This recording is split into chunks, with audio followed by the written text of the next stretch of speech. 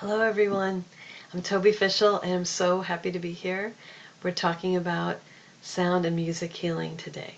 I'm a clinical and health psychologist, director of residency wellness at USC, LAC USC, outside of Culver City, California in the United States.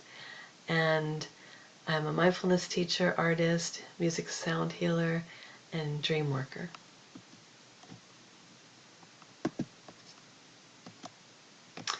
Regarding disclosures, I have no financial disclosures. I'm honored to be here.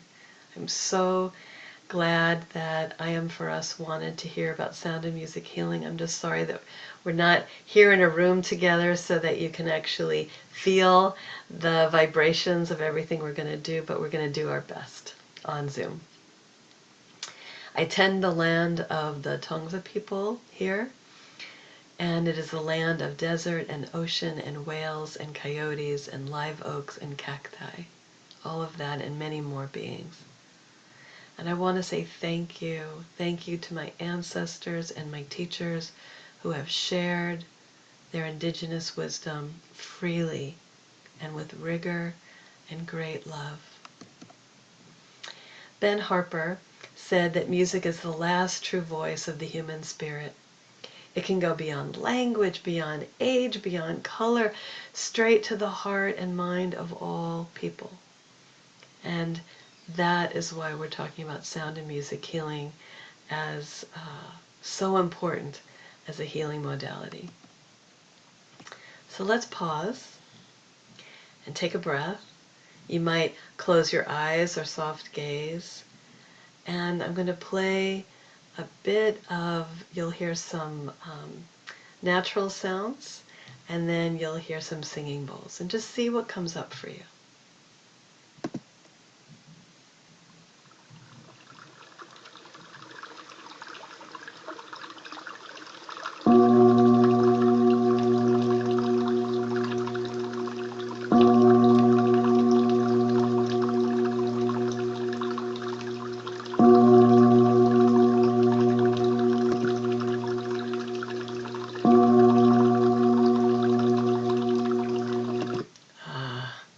Just notice what that was like for you.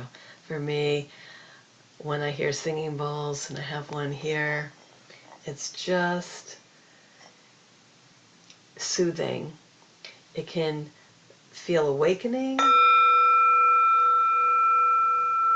while it's still soothing and relaxing. It's quite something. Perhaps some of you have been to a sound bath where they have maybe 50 or 70 singing bowls where you're surrounded.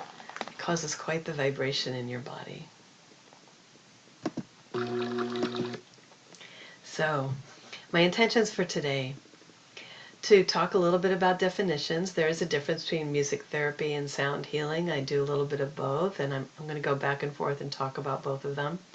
Some clinical uses of how to use different means of sound and music healing. How do we connect culturally using sound and music? Some scientific research, and just like we just did before, some experiential exercises so you can experiment at home and see what it feels like. So if I bring something out like a rattle or a shaker or a drum or something, and you want to pause and then do the exercises with me, please do. That makes it a whole lot more fun for you. So a little bit of history. In the Greek tradition, Apollo is the ancient god of medicine and music, and music and sound healing has been so important since the time of Hippocrates or even before for healing. So as early as 400 BC, Hippocrates would talk about and wrote about playing music for emotionally struggling patients. Their artifacts from China suggest that percussionists played drums made from alligator skins as far back as 5500 BC.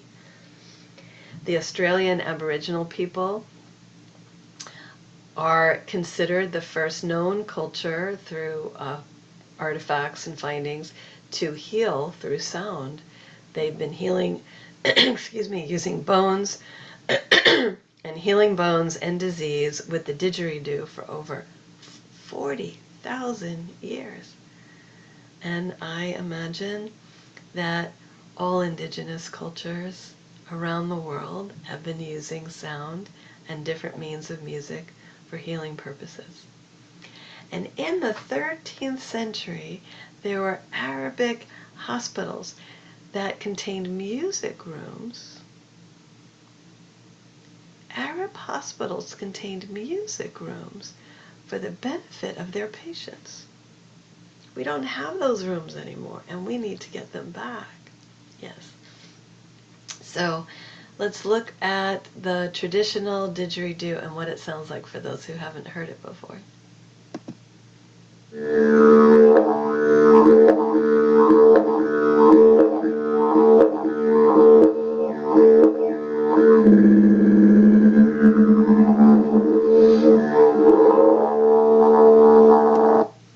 So the sound has so much vibration, and so it's actually, I'm going to talk a little bit more later about how someone can use a didgeridoo for themselves.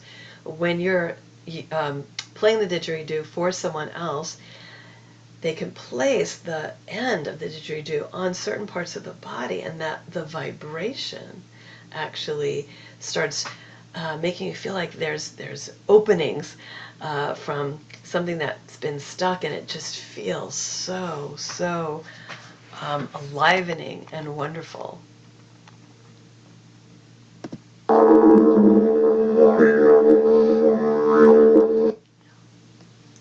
So a little bit about definitions. So Barbara Crow is considered the one who coined the term music therapy. And so there are many approaches to using sound and music for health and healing. The meta idea is that they're good for us. Music and sound is good for us, and it's medicine, right? But music therapy actually became a profession after World War II. So during the aftermath of World War I and II, musicians would travel to hospitals and play music for soldiers who were suffering from war-related emotional and physical trauma. So what they found was, here are these musicians playing music, walking around, singing, and they found the patients having more hope, talking more, needing less pain medication, feeling less pain, feeling less anxiety, feeling less depression. And so people started studying that, and then it became a profession.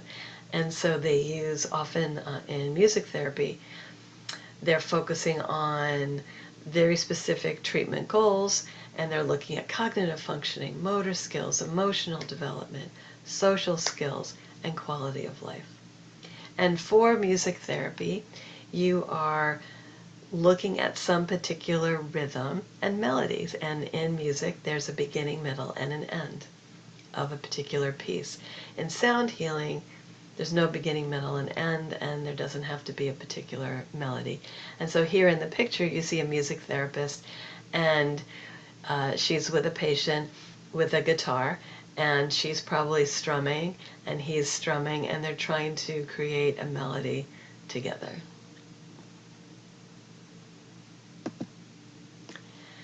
With regard to sound healing, it's considered sound healing because everything in the universe is energy, and it's in vibration. And it's using this concept of vibration, like with that didgeridoo, that is powerful, and that vibration we look to restore a sense of balance and harmony. That's also true for the singing bowl. So we use singing bowls, tuning forks, drums, human voice, didgeridoo, conch shell, rattles, shakers, and in the Hebrew tradition, a shofar, a ram's horn. All of those can be used for sound healing. So there are different kinds of techniques you can use. One are vocal techniques. So let's just try one. Humming is one vocal technique. I have used humming for folks. I see a lot of women who come in who've had a lot of sexual trauma, and their voices are very tight, high, and quiet. So they might talk like this.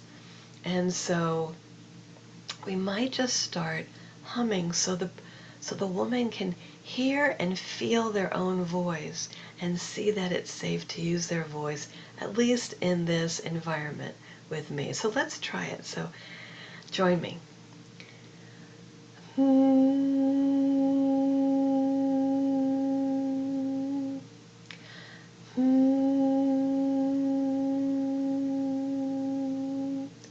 And we might put one hand on our chest and one hand on our belly while we hum.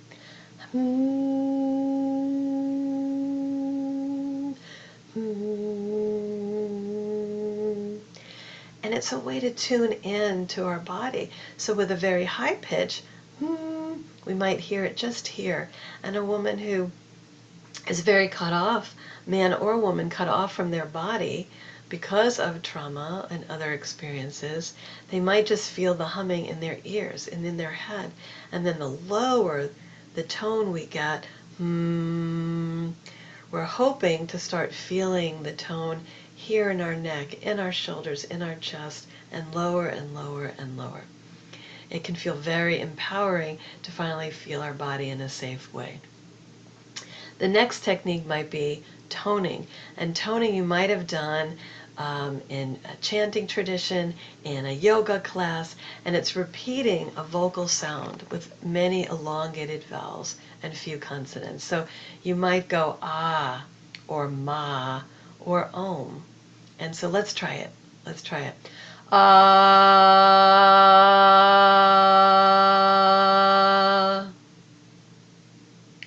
ma.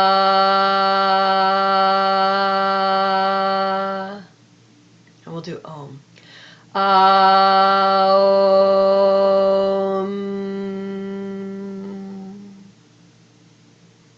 Just notice how that feels. Just notice how that feels. We often tone in community, in a group of people. So what tends to happen is it induces a state of relaxation, a state of spirituality and connection, and a state of connection with everyone who's toning with you. I so wish we were doing this live with all of you right now. Another technique to do sound healing is projecting a sound into the body, the physical body, or an energy field. We can do that with flutes, we can do it with rattles, with shakers. We can do that again with drumming. It can cause altered states of consciousness and altered brain waves and entrainment, meaning perhaps over here there is chaotic energy, and let's say we're doing drumming, and there's a chaotic energy here and everyone's drumming woo, all over the place, and the instructor is drumming very steady beats. Eventually the chaotic will hear the steady and will entrain, will start vibrating, moving towards this other state, and then everything will be in a very steady state. I use drumming often in groups of teenagers for that, and with children. It's wonderful. You can see the picture up here with the woman who is drumming over the gentleman, and I'm going to talk about that very specifically in just a moment, so I'm going to hold off on that. So rhythm and percussion. Rhythm and percussion, very important. It could help with attention. It could decrease anxiety and ADHD in teenagers and children and young adults. And it could increase steadiness of gait and decrease agitation, which is just really remarkable. Let's talk about shakers for a moment. We're going to talk about shakers after this. So we're going to talk about that drumming that I mentioned. So we can drum. This is a frame drum she's using, and she's literally drumming over the head and body of this person. So she and I actually went in 2013 to Louisville Convention Center when His Holiness the Dalai Lama was speaking, and beforehand there were all of these people outside of the convention center offering many gifts. And we wanted to offer a sound bath with a frame drum. And so we had a sign up and we had a line of people, so many people, and people were like, oh, that was amazing and wonderful. And here's this gentleman, and he came up and he said, this looks really interesting. Not sure what to expect. I said, is there anything that you're really looking for? And he said, well, my neck is tight and I've just been feeling really tired and lethargic. I said, let's drum over you. So we start drumming really gently over his head and over his body, his front of his body, the back of his body. He closed his eyes. It was wonderful. And when this happens, you feel vibrations all over your body. And he finally said, with the biggest smile on his face, I feel like I just had an internal massage. I feel like I'm vibrating and I'm alive. It was wonderful. And that's how you feel. You feel like you're vibrating and anything that's been shut down is alive again. So I did a workshop on frame drum, using the frame drum for healing, and all the people behind me on this picture, I got to do on them, and they're very happy. And then I said, I would like all of you to now do the frame drum on me. And you could see from my face that I felt so good, awake, alive, and soothed all at the same time. So it's wonderful for anxiety. It's wonderful for waking someone up when they feel really suppressed, depressed. Yeah. So the healing power of sound, it has different effects depending on how we use it. So if it's passive listening, it can have one effect. If we're creating the sound alone versus creating the sound in community, it can have a different effect. And also, the sound of silence is just as important as the sound of any of these instruments or ways, modes of making sound. So if you think about sitting outside, I was doing that this morning, and the breeze came through the leaves, and how soothing that sound is. Or going to the ocean. We did that yesterday. And just closing my eyes and hearing the ocean waves coming back and forth.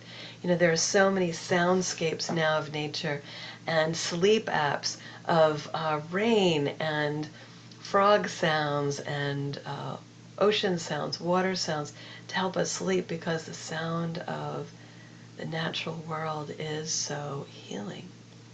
So let's listen a little bit to some ocean sounds and see how that. You could watch it or you can close your eyes.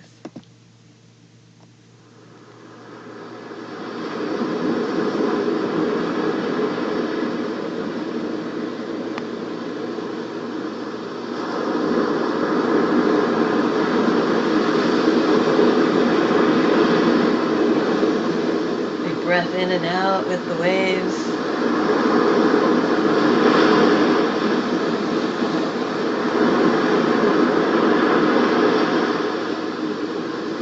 Notice how that feels. Yeah, so wonderful. So we're going to do shakers now. So Health Rhythms is a wonderful company, and they actually do sound healing training using drums, shakers, and rattles.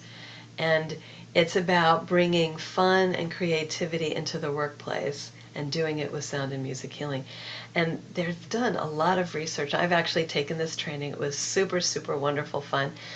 And they've shown it's effective for employee burnout, decreasing turnover. They've worked with teenagers who were court referred, who were very, very nervous, very anxious about going to court, and it improved their moods. They were less anxious, less depressed. It improved their immune function by using drums and shakers. Amazing. So you might wonder, well, what if I don't have a really cool shaker? This is one of my favorites I made out of a gourd. You can use household items for shakers. You can use mints, Tic Tacs. These are great for rattles and shakers. You can use a pill box if you have pills, vitamins, aspirin. These are great shakers. And so what I do in my women's group is often we start out and everyone comes in, they're a little anxious and they've had maybe a really hard day, and it's very hard to wind down, get here, be present if our mind and our body and our spirit are all over the place, right? And we've had a hard day. It's very hard to say, let's just sit down and meditate for a minute. I find that my mind is very, very loud and talking and very hard to do if I don't either move or use my drum or my shaker first. So it's really helpful to do this before we ask someone to meditate, before we ask someone to be really present. And so what's really fun is you can just do that. And I ask everyone in the group, we're on Zoom and we're doing this. Get out all your frustrations and then just start rhythmically rattling.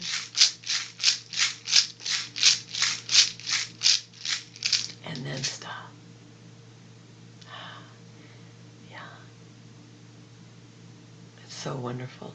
So it's like having a snow globe, and you're shaking it, and you're shaking it, you're shaking it, and then when you stop, everything settles. That's how it feels in your body. You're shaking, shaking, shaking, and then everything settles. Then you're fully present. I'm much more present now. And if I sat down and I wanted to meditate, I can get into that zone much more easily. So very helpful to just use household items and use shaking, rattling. So I'm going to move to music. Music is medicine. And if you haven't seen Alive Inside, it is a wonderful documentary, wonderful. And neurologists now are prescribing music therapy for folks with Parkinson's, Alzheimer's, stroke, depression. And they've shown significant effects in social behavior, interaction, conversation. Even in a meta-study of 330 subjects, it showed that music therapy produces significant improvements in decrease in wandering, restlessness, reduction in agitated behavior. So let's watch just a clip of this Alive Inside. Democracy Now!, democracynow.org, The War and Peace Report. I'm Amy Goodman. As we turn now to Alive Inside, a story of music and memory. That's the name of a new documentary that examines how music helps those with Alzheimer's. You might be familiar with one of the central characters in the film, a 90-something Alzheimer's patient named Henry Dreyer. The documentary makers of Alive Inside posted video of Henry on YouTube in 2012. The clip began with video of him looking largely unresponsive to the outside world. Then he's given a pair of headphones to listen to Cab Calloway, his favorite. The music energizes him, awakens him, brings back old memories. The clip of Henry went viral, was seen nearly 10 million times. Well, the film Alive Inside is now done and has just premiered here in Park City at the Sundance Film Festival. Here's an excerpt featuring Henry. He was very isolated, and he used to always sit on the unit with his head like this. He didn't really talk to much people, and then when I introduced the music to him, this is his reaction ever since.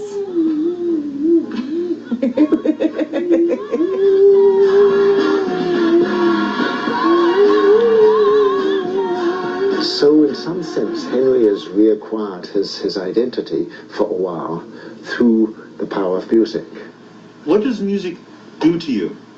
Give me the feeling of love. No man, figure right now the world need to come into music, singing. You got beautiful music here. Beautiful, oh, lovely. And I feel the band of love, dream. That's an excerpt from Alive Inside, a story of music and memory. The film It's really wonderful. And so when you use music like this, you want to know from family members how old this person is, what are the kinds of music that this person used to listen to, and they can go back. They can go back to really well-defined grooves of memory of music, and it brings them, as the documentary says, alive and gives them quite a new sense of being. Follows.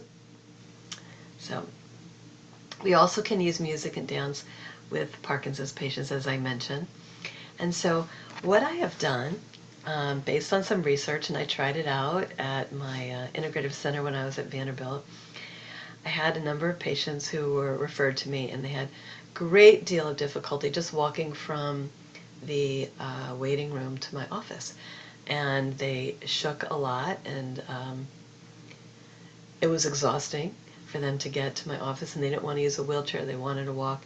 And I said to one in particular, I'd like to try something.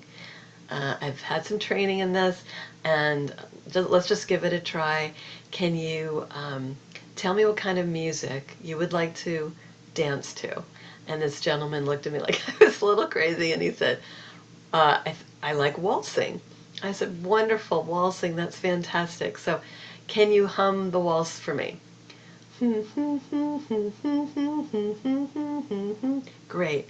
So together we're going to hum this, and we're going to not walk to my office, but dance to my office. And he said, I'll give it a try. And so we started humming, and both of us started dance walking to my office. And he was smooth. His gait was wonderful. He had very little shaking. He was not exhausted by the time he got to my office, and he felt so, so good. So there's a lot of research now on listening to music and dancing for people who are Parkinson's disease rather than trying to walk, which can feel very jerky and shaky. Patients with stroke are also being asked to try music out, and so there's a really good study where music with extremity exercises, so your arms and your legs, together gave patients more positive emotional effects than exercise alone. Participants were more actively involved, they were more cooperative, they felt more hopeful, they had more fun. And back to our didgeridoo. So there are new treatments for asthma and COPD, and we're going to talk about that. I have asthma, and I was using my inhaler a few years ago quite a bit. And so I wanted to look up what else in the integrative and indigenous world, in wisdom traditions, what did they do for folks who had pulmonary issues, right? And so I found that in Australia, with Aboriginal patients, they were using the didgeridoo to help people breathe better and for their overall health. It was amazing. Girls were excluded from these lessons because in the culture of Aboriginal groups, females did not play that instrument. So what they did with girls was and boys who didn't want to learn the didgeridoo, they taught them singing, particular kinds of singing with particular breath work. And what they found was that both singing and the didgeridoo helped with asthma. So I started singing more, and then I saw that singing over the frame drum can also help with asthma. And so I used to be at Vanderbilt Osher Center for Integrative Medicine, and I used frame drum singing. I'm singing over a frame drum, ooh, where the vibration of the drum would hit someone's lungs in the back and the front.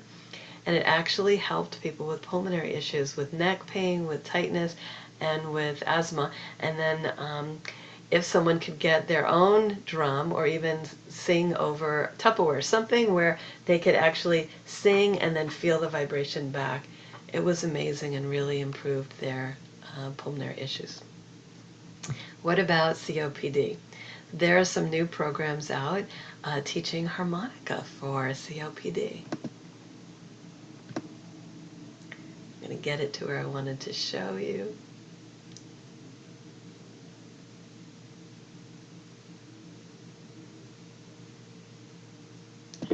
improve actual lung function, but with the same amount of lung function, you're able to do more activity.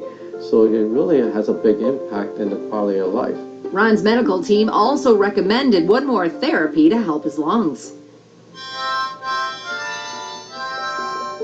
By using harmonica, you're practicing pursed lip breathing. What that does is it helps to keep your airways open so the air gets in and out more easily. It also improves their sensation of being short of breath, and it improves their ability to cough and cough effectively and to remove secretions that are building up in their lungs. It also increases socialization.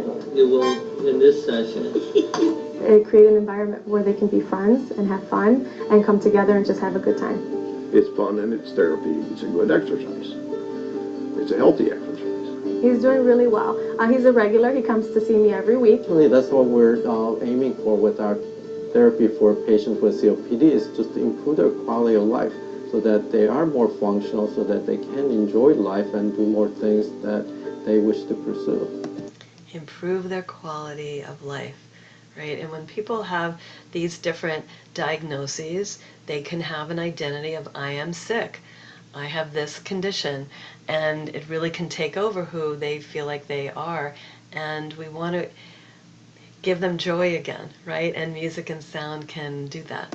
We just want to enjoy what we're doing and stay healthy. There you go. I was so intrigued by Cleveland Clinic. They are conducting a number of studies of music with patients undergoing brain surgery, and they were intrigued by the fact that in Turkey, Sufi music is being played in many hospitals to decrease stress. And they thought, well, when someone goes under brain surgery, they're really stressed. Can we do something to decrease people's stress so that they heal faster? So stay tuned, that's really exciting. What about premature infants? You can see this tiny little baby. Well, what we have found is that music that's played or sung to an infant can help the heartbeat slow down, calm their breathing. It reduces their stress, and then it actually has been shown to improve their feeding behaviors. So they gain weight faster and they get out of the hospital faster. What we want to do is we want to make sure that when family members are there, that we ask them, what kind of music would you like to play? What kind of music can you play at home? And so that you have a variety of options for these families, so that they can be part of the choice of choosing the kind of music. And you want to think about that we don't want to just impose music, but we want to ask, and we want to say, what kind of soothing music would you like? What do you play in your house, you know? And we've also found that maternal singing during skin-to-skin contact is amazing for both the moms and the preterm infants. So here's this mom, the baby's in kangaroo care, so wrapped up, but also direct skin-to-skin contact. And there was one particular study that showed with 86 mother-infant pairs in an NICU, in the NICU, that the moms felt less anxious, the moms felt more, that they were really helping their baby, so they felt empowered, and the babies also felt soothed more than just skin-to-skin contact when you added singing and some music. Let's talk a little bit about, this is your brain. This is your brain on music. There's something called the Harmony Project, and this is their slogan. And it's a nonprofit that provides musical instruments and instruction to children in low-income communities. Here's this boy who's an actual young man who's in the Harmony Project, and he wanted his picture taken. It was exciting. And he's learning the trombone. And there's a big study that's going on to see, well, what's important about musical education anyway, right? This is a time when so many extracurricular activities and PE and music and art, we're just cutting left and right from the curriculum. And this is absolutely not what we not want to be doing. What we have shown is that with music education, It helps improve children's ability to process speech. It helps them when they have learning disabilities. It helps them feel empowered. It helps them learn social skills. It uses so many parts of your brain when you're learning an instrument. It's so important. The other beautiful area of music with young people are drum circles. I have done offered many drum circles for teens who have ADHD symptoms, anxiety, depression. You put them in a room and you have all these drums and you let them just go wild with the drums, and then eventually, we do that entrainment that I talked about where the instructor is playing very steady and then teaches boom, boom, boom, boom, boom, boom, boom, boom, boom. And eventually all of the teens, I promise you, they start going do, do, do, do, do, do. And it teaches them focusing, listening, how to follow directions. It's really amazing. And we have a great time doing it, which is as important. Right? So let's talk about Mitch Gaynor. He unfortunately died a few years ago. He was an amazing oncologist who really believed in the power of sound healing. And he used singing bowls with his women who were recovering from breast cancer. So let's hear him.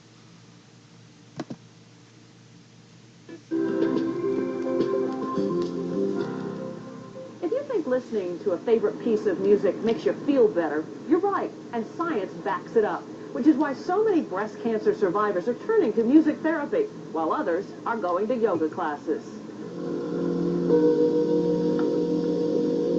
There are techniques which are thousands of years old. I've never found as a physician anything more powerful for patients for producing this sense of inner peace and freedom from stress and anxiety than using sound and voice and music together. It lowers stress hormone levels like ACTH and cortisol, which depress the immune system. It helps cardiovascular function. At the 92nd Street Y, Dr. Mitchell Gaynor takes the audience through a guided meditation using musical instruments. And I'll just let you hear how this sounds. You feel exhilarated from it. You feel like a high. And I always loved music, but now it had a different meaning. It just brought me into beautiful peace. I felt so peaceful. And I joined the choir, the church choir.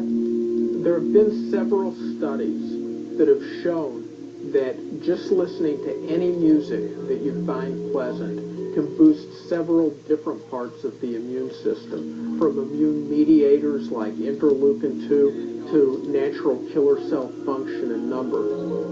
Sound and hearing is very important. In fact, hearing is the first sense to develop. It develops in the fetus 4.5 months before birth. On top of that, our body is 70% water. So it's an excellent conductive medium for sound and vibration. And we know that music can facilitate healing. And it does so in several ways. It can induce what are known as endorphins, or natural painkillers within the brain. And so studies have shown in postoperative patients, they need far less in the way of pain medications after surgery. Isn't that amazing? Less pain medication, they feel soothed. It's remarkable. Their immune systems get stronger. There are a number of different universities that are looking into music and sound healing, and the Mosaic Foundation was one of them that I was involved in that did some work at Vanderbilt. The music therapy has also been used with folks with Williams syndrome. Often with Williams syndrome, there is a lot of anxiety and frustration, tolerance challenges, and so the Kennedy Center at Vanderbilt University Medical Center decided to do a really interesting study. Let's watch. Music camp.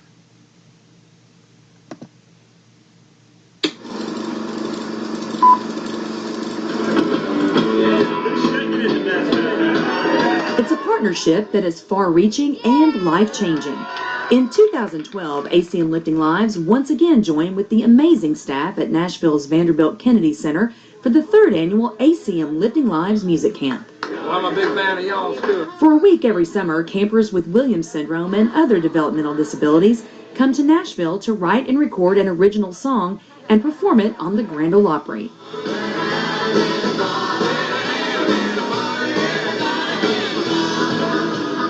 We know that they're very interested in musical sounds. A lot of them have hyperacusis, which is very sensitive hearing, so they're really tuned into sounds. So we're trying to figure out how, if we used music as kind of an intervention, if we could kind of help them with some of the anxiety and stress that they have.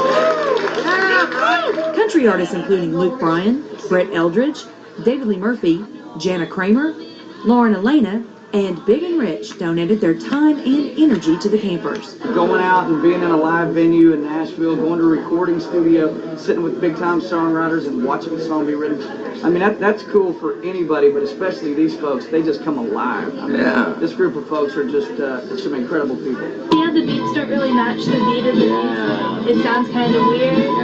Yeah. How is it that people with Williams syndrome who are missing just less than 30 genes on one of their chromosomes, how that small missing piece leads to this cascade of fascinating effects? What's really intriguing to us is how they can have no social anxieties, but have a whole host of other anxieties and worries. And that's what we're trying to figure out in much of our research. It means so much to the staff that are running the camp and the counselors and to all of us here at the Kennedy Center to know that this camp and this program caught the attention of Lifting Lives. We get to be with the famous people and we get to learn things from them and hear their songs and everything. I get so choked up over that. I feel that it's so fun, it's amazing, it's an opportunity that many people don't have.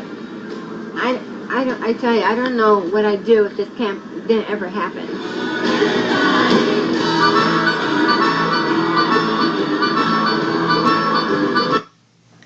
Yeah, they're really changing lives. So I mentioned earlier that culture is something to think about when it comes to music and sound healing. And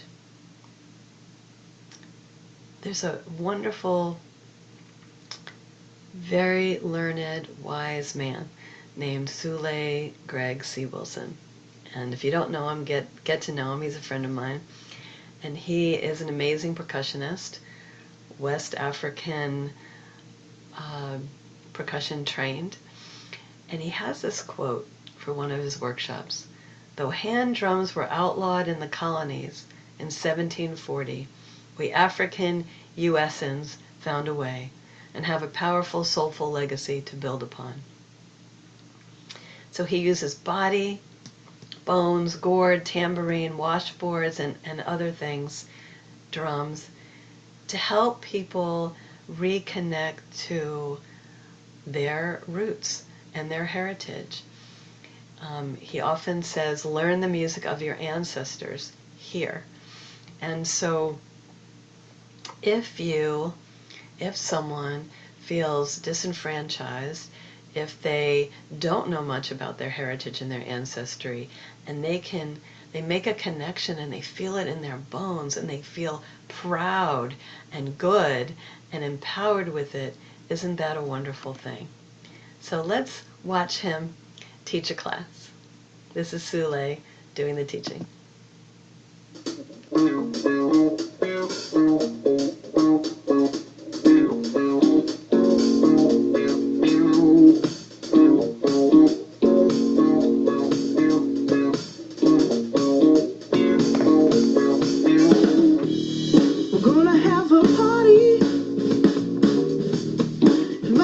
Why don't you all get up and do it?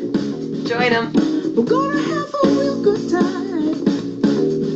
I hope it never ends. Makes me wanna say, didn't do do do do do do didn't do do do do do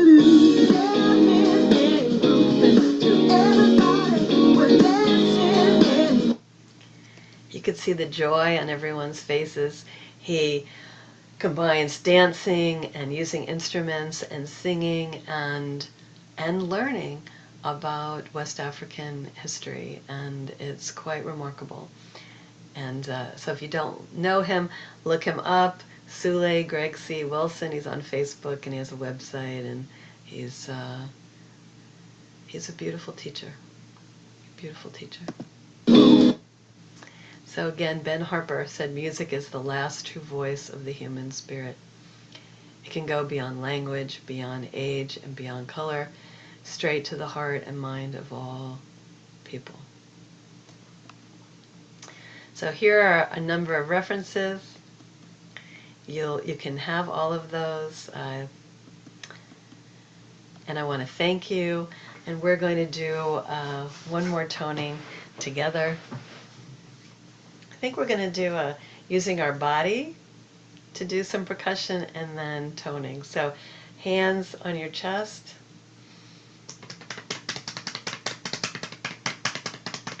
And add a hum.